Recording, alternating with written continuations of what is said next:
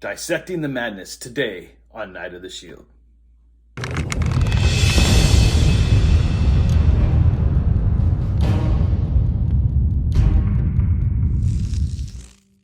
Welcome back, everybody, to another episode of Night of the Shield. If this is your first time here, please think about hitting that subscribe button and the notification bell so you can be updated every time I drop another video.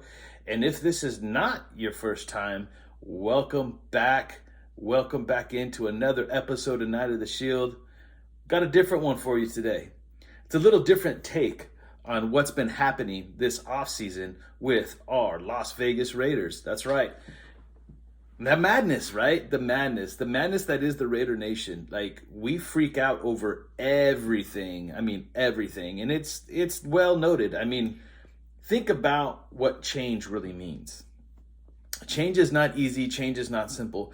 Even when we went from Jack Del Rio and Reggie McKenzie into a Jon Gruden, Mike Mayock regime, even though Jon Gruden was a familiar celebrity at that point, coming back to the Raiders, there was still change that had to take place. The first thing he did was cut Khalil Mack, who happens now to be a Charger. Still a head scratcher on that one. But anyway, moving forward though, I talked about it since we started building this coaching staff.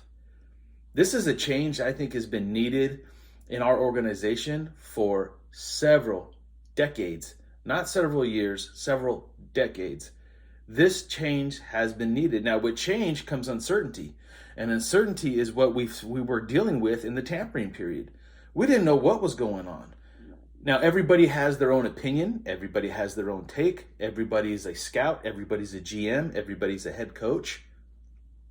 At a National Football League level, mind you, that is the general consensus anyway, right? I was that guy. Right? Up until 2016, I was that guy. I thought I could be a scout. I thought I could be a GM. I thought I could be a head coach. I thought I just could figure it all out. And I knew all the answers even before the Raiders did. At least if you go back and you watch some of those videos, that's the kind of way that a lot of this content comes off, right? But the reality is we're not. And some of these content creators that I follow and watch, they're really good at what they do. They have a skill. They have a talent.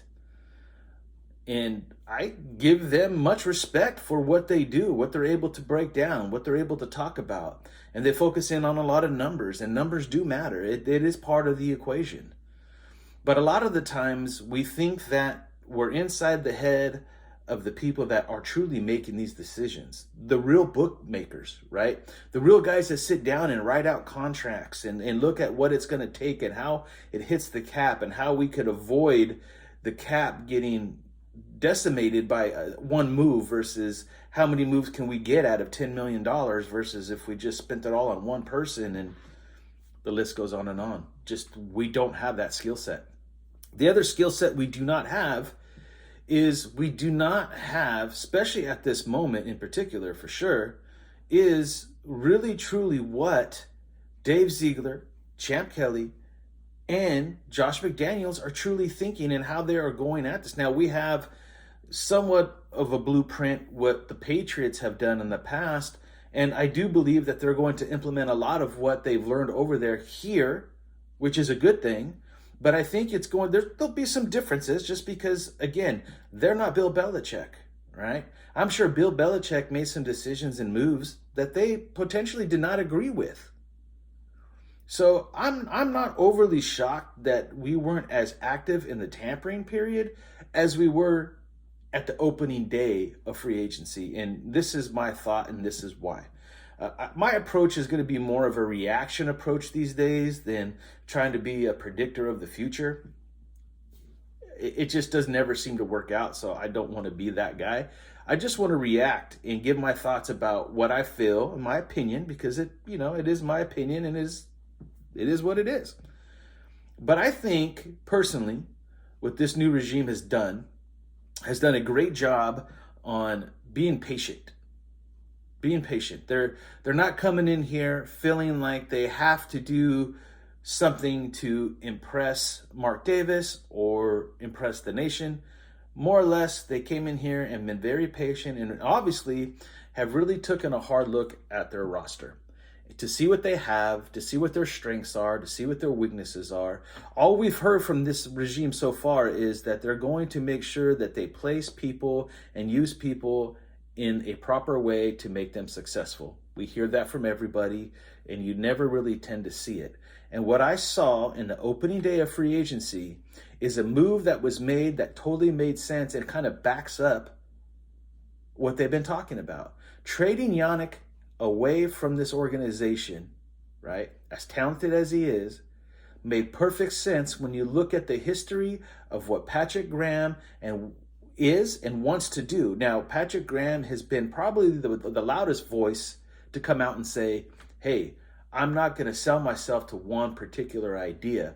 I'm going to make sure that I keep an open mind, and I want a defense that's most versatile, flexible, and can do multiple things against multiple offenses. And again, that to me anyway, I took that as okay. He'll run a 4-3, he'll run a 3-4, he'll run a 5-2. He's not going to sell himself into one idea, but from his background, what he's came up from, he's primarily a 3-4 guy. He just is. We didn't have a 3-4 front. And the fact that the middle of our defensive line, the defensive tackle position, was decimated, we weren't guaranteed to get none of these guys back. It was kind of like an open plan in the middle of this defensive line. So why not make the moves necessary now? Yannick was a square peg that was not going to fit in a round hole. Talented, right? The difference between here and this is just my philosophy. This is the way that I started thinking about this opening day. Patrick Graham comes out and says, I'm going to put players in a position to be successful. And you could only do that if you could coach it. You have to coach to your strengths too. You can't try to change your total coaching philosophy to try to coach somebody into being something that they are if you can't understand what it is that they do best and how to coach that and how to implement it into your defense. You still need to make sure that the pieces you're working with fit your coaching style or the rest of the coaching staff that you have on this football team. All right? Yannick's a great pass rusher. Yannick is a 4-3 guy, period. He openly admits it himself. So to recognize that as good as Yannick is, and they had an opportunity to get a guy like Chandler Jones, who's older in age, but is still going to be very productive moving forward. Even if he's not the Chandler Jones of yesteryears, he still has enough talent to be extremely productive and bring a high value to this team, just like Yannick did last year. Chandler Jones has that same opportunity this year to say, hey, I understand what they're trying to do. And he could kind of be the coach on the field that kind of helps mold some of these things together. I think it was a brilliant move. It didn't cost any money. In fact, we come out with money on the back end and we pick up a corner, something that we need desperately. A lot of people were pounding the table to bring Hayward back. Look, again, square peg in a round hole don't fit. We're playing press man. Hayward is not a press man corner. Now, is everybody saying that Rock Ya-Sin is going to be that guy that is going to be our next Nnamdi Asomugha, our next Charles Woodson on the outside? I don't think so. But I think he's a solid piece that you never know. If coached and if he fits the system that they try to implement, and they continue to say, we want to try to put you in the best possible position to make plays that fit your strength, it's promising. It was at least a well thought out, well played move, especially sliding Chandler Jones and being able to get that contract done and get him in the building.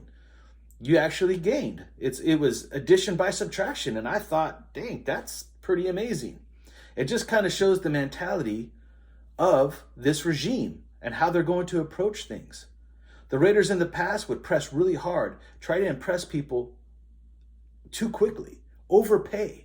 It's the reason why Carl Nassib's not here. It's the same reason why Corey Littleton's not here and Kwiatkowski's not here. Guys that did not necessarily fit the mold, but were overpaid just to get them to come. Just to try to make a splash. Just to try to show everybody that they are trying. Some of the people are actually saying right now that the Raiders are actually a very attractive place to come play. We're a playoff team. We play in a state that has no sales tax, or state tax anyway, which is all true. But we have a completely new regime. Nobody knows. We have a head coach that, as an offensive coordinator, has an amazing resume. But as a head coach, and some of the things that he did in Denver and did not do in Indianapolis, can you trust the guy right now? He's got to earn that trust. So, but they're not overpaying for that. They're not going to overpay somebody to have trust.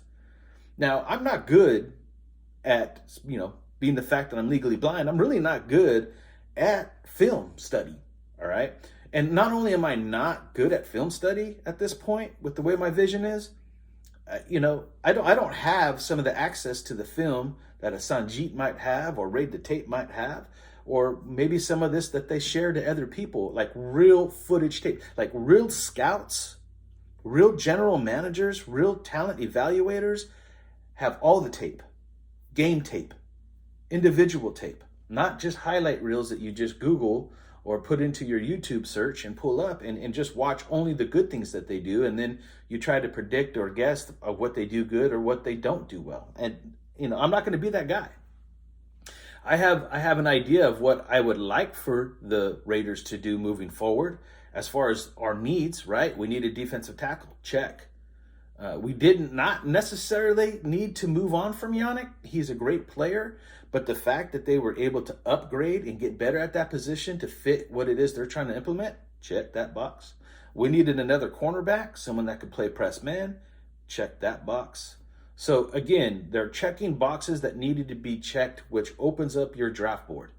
That's what that's doing right there. If free agency is to be able to fill some of these gaps, it opens up your draft board, and that's how you could use the draft to get better and become a better football team. If you're pressed to totally fix your team completely in the draft, you start to press and potentially miss out on some really good players because you have to fill or check a box that you normally may be able not to. You can actually, technically, something we haven't done well in a very long time, especially in early rounds, is draft the best player available that not only fits a need, but can really make your team better depth-wise.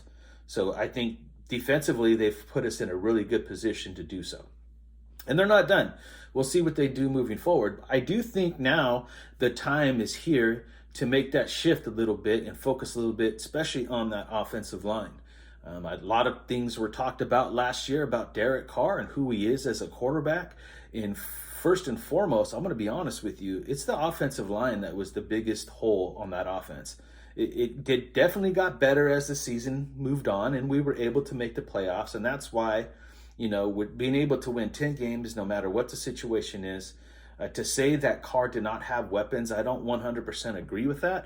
And the reason I don't is because you don't win 10 games and be able to score some points. Our biggest problem was offensive line and red zone offense. And some of that is on Derek Carr, for sure. Like, it's a team sport, but he's the shot caller. He's the final person that calls the play at the line of scrimmage, and the ball touches his hand on every play. So it is what it is. But we need to fix that offensive line. Derek Carr is a much better quarterback when he's confident in the men in front of him that are protecting him, hands down. And, another receiver of his, a good friend of his, just got paid again. So another receiver leaves this organization after playing with Derek Carr and gets a fat paycheck. Now, there's a big push for us to make a play on Davante Adams, and I believe that we should at least definitely tap into the situation and see what it's going to take and what's really realistic for our team moving forward. And I'll get into more of that here in a second. But I don't think getting or not getting Davante Adams makes or breaks what we do moving forward. One of the biggest things that are talked about is the relationship between him and Derek, which is huge and is a big factor. But it does not mean that Derek can't do it with another receiver. It doesn't even mean that Derek can't do it with a drafted young wide receiver. So I think that we have to be very careful on how we handle the wide receiver position. But he still has Waller. He still has Renfrow, and both those guys, I will say, at this point, should have some rapport and understanding of playing with Derek Carr. In fact, Renfrow and Carr have been together longer than Davante Adams and Derek Carr have been together. So if we use that analogy, Renfrow's the real guy here. Renfrow's the key to this offense when it comes to Derek Carr, and you saw how he was able to step up his game from the slot last year. Now, you definitely don't want to pull that guy from the slot and move him on the outside, but, Derek has a very good rapport with a guy like Hunter Renfrow, and I don't think we should push the envelope with that, and understand what it actually is. Darren Waller as well. Regardless of what people may think of Waller, if he becomes a part of this football team, we'll definitely have to pay him. I don't think he's as good as I thought he was, but he's definitely still top 5 in the NFL and has a skill set that's really hard to find from the tight end position. He could block, he can run, he can catch. He's a threat, and he needs some help. He needs to detour some of that attention off him, and other people need to make plays to make that happen. Bryan Edwards is another guy that there's a big question mark on Bryan Edwards, right? We don't really know who he is. What I personally saw myself, and just as a personal opinion, after his rookie season, he got hurt again. He's known to be injury prone. I think he plays a little soft to try to protect his body and stay healthy. But I also seen at times that he could step it up when he wants to, and he has and will continue to make plays on the outside. Does that mean he should be the answer moving forward? No, I'm just saying that the potential is still there. And if coached and used properly, maybe we get more out of a guy like Edwards. We don't know until McDaniels implements his offense and finds out where he fits in it, right? But I'm not ready to fully give up on Edwards. If we could use him as some trade bait to get another wide receiver, I'm all for that. If he's on this football team, I'm excited still to see what a guy like Josh McDaniels would be able to do with a receiver like that. And it all depends, too, on the weapon on the other side, what that's going to look like to help, Edwards have more one-on-one opportunities and maybe get some 50-50 balls down the field, right? So back to Davante Adams real fast. Like here's the caveat for me when it comes to Davante Adams. I understand the relationship between him and Derek, and I understand if you were to add a guy like Davante Adams to this roster and you compare that and put it together along with Renfrow and the history and the friendship and the understanding of how they play, and you implement that into something that Derek does well, even going all the way back to his college days at Fresno State and how he could put everything together, it would be your best option. If you can make that happen, it would definitely make this offense much better. It would make it more of a threat. We would probably instantly be way better in the red zone, but at what cost? If there's one thing that I've noticed and I could say about this regime for sure, is they're in it for the long haul. It's a marathon to them. This is not a sprint. They're not trying to race to the finish line. They're still making moves. They're retooling. They're not rebuilding. They're trying to win next season. They're trying to make an impact next season. The goal is to make it to the Super Bowl and have an opportunity to be world champions. I see that already. But I think they also understand that they still have to do it in a way where this is a long-term stability thing, right? They want this to be sustainable. They don't want to rush in, overpay, put themselves in positions where they can't play other key players moving forward to make sure that this continues to be part of the process. It's exactly when you look at what the Patriots were able to do. They move on from really big key players at the right times. They will not overpay. They will not put themselves in such a financial hole that they can't rebound from it. And it really comes down to contracts. Now, what Davante Adams is asking for is quite a bit of money, and I'm not exactly sure it fits, right? I know the talk is that a guy like Derek Carr will take less to get a guy like Davante Adams over here, and that may be true. But make no mistake about it, Derek Carr is not going to come extremely cheap. He's not just going to sign a contract for 20-25 million a year just to get Davante Adams in here, right? He's going to command at least 35 million, and it's going to have to be a range where that increases in time, and he's going to pull about 40 to 45 million a year. And that's probably where he sits. If you look at the market as it stands right now, once the Deshaun Watson thing is settled, he's going to get paid astronomical amount of money, and you're going to see the repercussions of that across the board. A lot of people want to put the emphasis on Derek that, because he's Christian, and I happen to be a Christian man, all right? And it doesn't mean that I know everything, but I've been close to Derek in some of these situations when it comes to faith. I remember when he first launched his campaign and he does these big events, call to the altar events. I remember when he was first putting it together, I was a leader at a church, and the pastor invited me to go to the luncheon that he held right here in Fresno. And I didn't fanboy out. I was there, for work essentially, and I did not approach him from a fan perspective. I approached him from what I was there to be, and that's just a man of God. And I talked to him about God, and just by luck and chance, I just happened to be seated right next to his childhood pastor. And I did share with him that I was a fan of the Raiders, and he was sharing with me just a little thing about Derek and how Derek would call him and how he was baptizing people at training camp and in bathtubs and hotel rooms and things like that. Derek Carr just doesn't talk the talk. He truly does walk the walk. And Derek said something in the offseason where he said, I am just happy that God has put me in a position and trust me to be a good steward. And what he's saying there is a good steward of the money, to really manage the money, not to take this $45 million he could potentially get and just spend it on himself and be self-worthy, right? Derek actually spends a lot of this money back in to his ministries that actually help other people. And that's where Derek mindset comes from. And I know there's some people that just don't like that aspect of his life and don't understand it or don't believe in it. And that's your prerogative.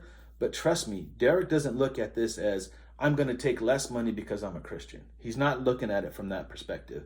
He's looking at, what is my real worth? What can I do? And how could this help my personal ministry outside of football moving forward and long term when I'm done playing football? He's still a businessman in that regard, right? Just because he's a Christian doesn't mean he wants to be poor. That's just not the way it works, and I'm not going to sit here and turn this into a sermon. I'm just telling you that that's not exactly Derek's mindset, right? And as long as he's a good steward of what he gets, he's happy to get whatever he is worth, right? And he will probably take a smaller contract to get his best friend, someone that could be trusted in not only on the football field, but in his personal life outside of it. I think that is part of the deal on the table. And don't be surprised, there's still rumors out there that he may be traded, and that may become something that Derek decides and thinks he needs to do. He's still a family man. He still has a life after football, and it needs to be funded. So again, we have to let all this play out. I, for the first time in a very long time, trust this regime to really make the right decisions, especially when it comes to contract negotiations and what we're willing to pay out. Now, they still have to go out and prove it. I could think that all I want until they actually implement it fully and put it on paper. We just don't know. But right now, in my opinion, they're off to a great start. They're making very smart moves. They're being very particular at what they're doing. They're not just grabbing random guys. They're not rushing into situations. You're seeing guys already out the gate get overpaid. We are so used to us making big splashes early because we're always been that team that finds ourselves in a position where we have to do that. We have to overpay. We have to pursue hard. We have to throw the wallet at these guys just to get some recognition around the league and have an opportunity. These guys ain't taking that approach. They're being patient. They're finding football players. They're finding round pegs to fit round holes. At least early on, that's what they're showing. Let's see if that continues. There's still a lot of free agency left. There's still the draft to go. We need to address the offensive line. We need to address another wide receiver, and we obviously need to continue to look at more corners, more linebackers, more defensive linemen. There's still a lot that needs to be done, but I think they've been very, very particular at what they went and grabbed and how they've done it. And we are still in very healthy cap space right now. Plenty of money to make more moves, to upgrade this team, and to have an opportunity. And this is all pre-draft.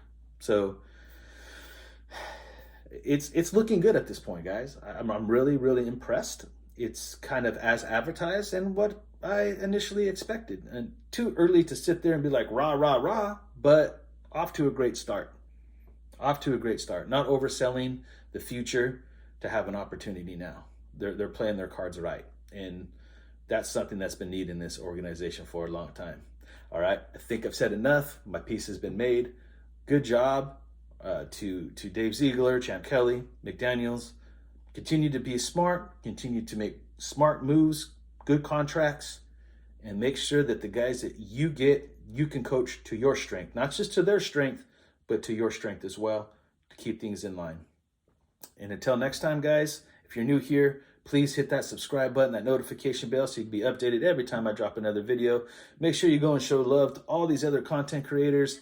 There's a lot of talent out there. A lot of talent out there. It's a whole different world here these days on YouTube when it comes to Raider content. I'm just a small voice in a big content creator pool. But I'm going to continue to share my opinions throughout the season. And there's a podcast coming. I'm really close to getting the funding I need to build the studio in my backyard. I'm looking forward to that. Hopefully that'll be an update we can do soon. And that'll definitely open things up for me to create more content. But I will be back sharing my opinions. I thank everybody for all your support, all the new subscribers. Make sure you really wrap up that like button. Leave me some comments. Let's have some conversations in the comment section. And I look forward to talking to you guys next time. And until then, stay Raider strong. Night out.